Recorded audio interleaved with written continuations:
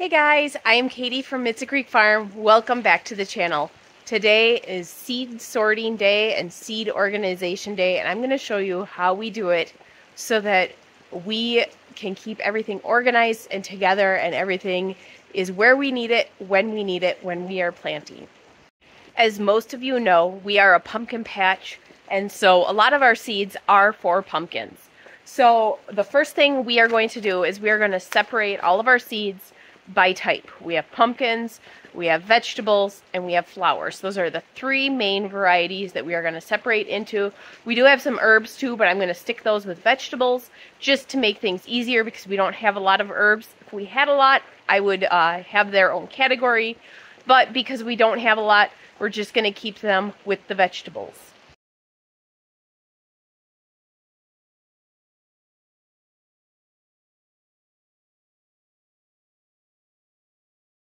Alright, so these are all the pumpkin seeds. I'm just going to take right now and just throw them back in that box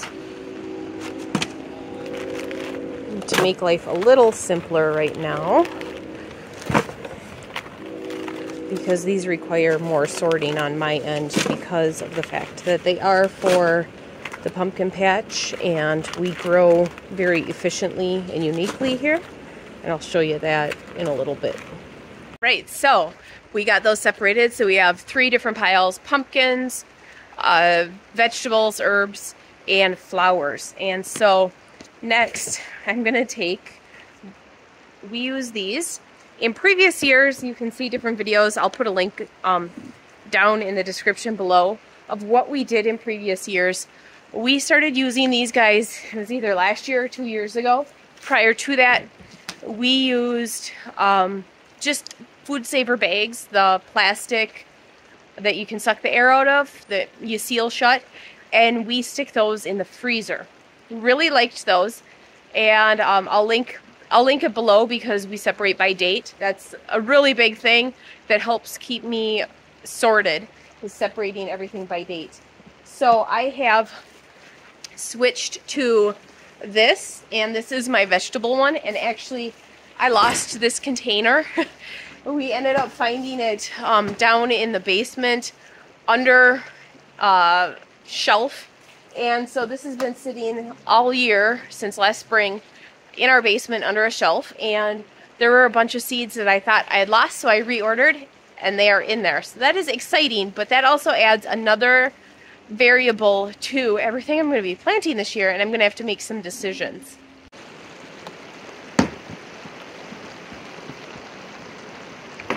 Alright, I'm missing two containers. I actually know where those are. They are together up at the house because those were the only ones I could find. But I have some dill from last year, some radishes that I never planted. Oh, and here's my melon. Wonderful. So I'm just going to take and I'm going to put, oh, I'm glad that we have extra of these. Not that I need them, but I'm going to take and I'm going to put my melon seeds that I got in with the melon here. Alright, so it helps if when you're doing this, if you separate by type once you get even more. So tomatoes, I had done that when I opened them, but I did mix them all together. Tomatoes, zucchini, stick those guys right there. Okay, so now that I have all the vegetables separated here on my table, this is where my spreadsheet comes in. I've done videos on spreadsheets before, and my pumpkin one is the most important one that I have, but it does come in handy just putting your seeds that you're buying on a spreadsheet, and I put what type it is, what the name of it is, how many seeds there are, how many days that it takes for maturity, and any other like pertinent information. I put that all on a spreadsheet. So then when I'm here sorting seeds, what I can do is I can take my watermelon and I can see, oh, this one is 85 days, and I can write 85 days on it, and then I'm going to put it in my little container with all my melon.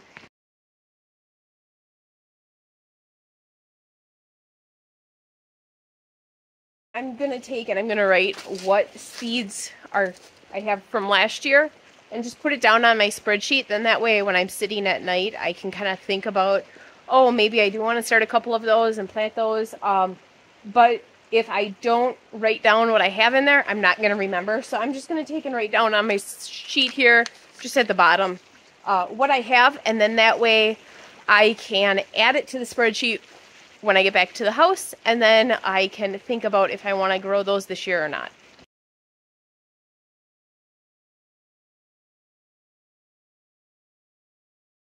And now I just repeat that for everything else, including the tomatoes, which I have a lot of.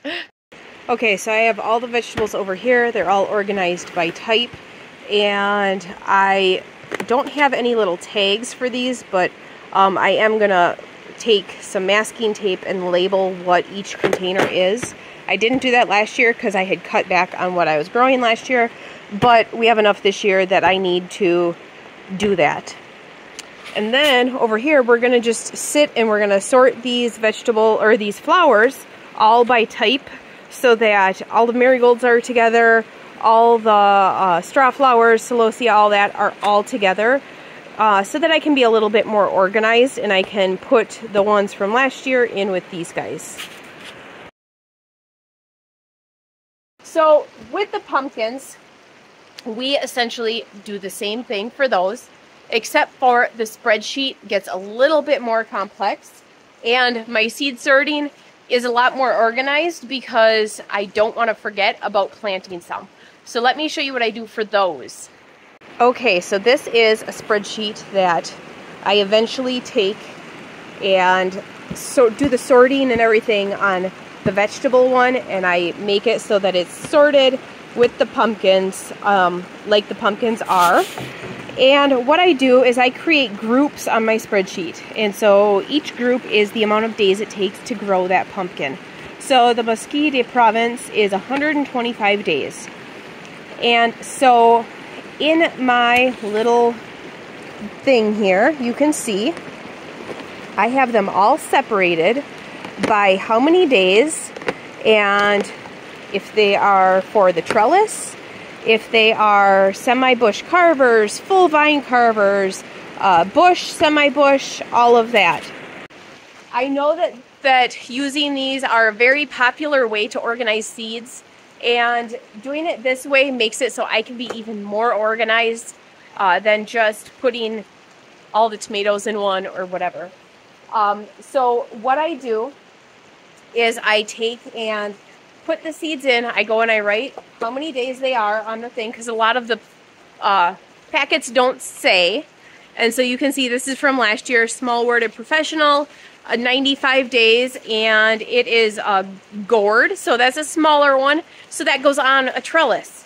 And so I have everything all separated by the vine length and by how many days it is and where it is going on my grand plan for the year.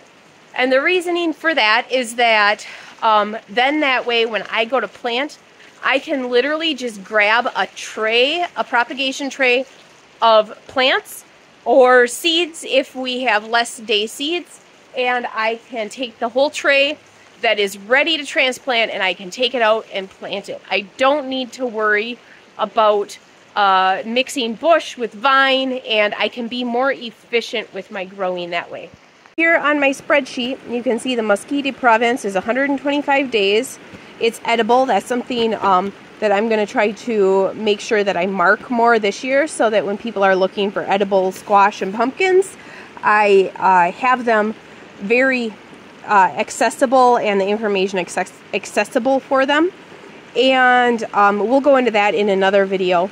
But it is a long vine length. So this one will go in the 125 day box with the long vine. And you can see here that as we're going down, you can just see that I have it all nice and organized on that. And then that way I am super organized for the year. So the next big thing that I have to do is I have to mark all of those pumpkins that I just had separated out. And I need to mark how many days and the vine length and organize all those.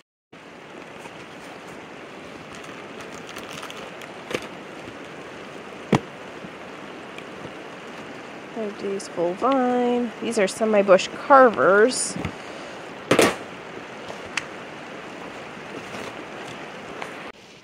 Alright, so I just realized that I thought I'd show you this too. So if you look in here from last year, these have been stored in a cool, dry place since last spring. And you can see that there's some that are up. These ones are actually all empty. But then the rest are all face down. So what I do when I am planting, on my spreadsheet, it says actually what day that I should start these in the house. So you will see that the 125 day, I need to plant on May 24th. And so I put in the thing, I put them all in order, so that I can just grab the 125 day one. I can get all those seeds started. And then what I do when I have them all started is I flip that container upside down, so then I can just visually go and I can grab the next one. And so then at the end of the season, the only ones that are facing up are either empty ones or ones that never, like, it had nothing in them. As long as I don't lose an entire case, all my seeds are together and nice and organized and by date, so I can just grab and I can go start seeds in 15 minutes, get a tray done, and I can move on to the next project. And then when I have that done, I put my spreadsheet. Oop, these are extra tags. Stick those in the box so that they're with that. Then I take and I put my spreadsheet in there, and I go like this. Oh, and I read that wrong. The first day is April 29th for the Mesquite Province. So on April 29th, I'm going to add this to my calendar, and I know I just need to go and grab the 125 day container, and I can get these ones started. Alright, so that is how we organize all of our seeds, and we keep everything separated for the pumpkin patch and for our high tunnel and our garden and everything. This is, I found, yeah, it's a little labor intensive to get started. It takes a couple hours to sit and write everything, but I found that if I do it on a yucky day, it makes me feel good. It makes me feel like I'm actually getting something accomplished, and it helps me be so much more organized in the spring when I'm ready to plant.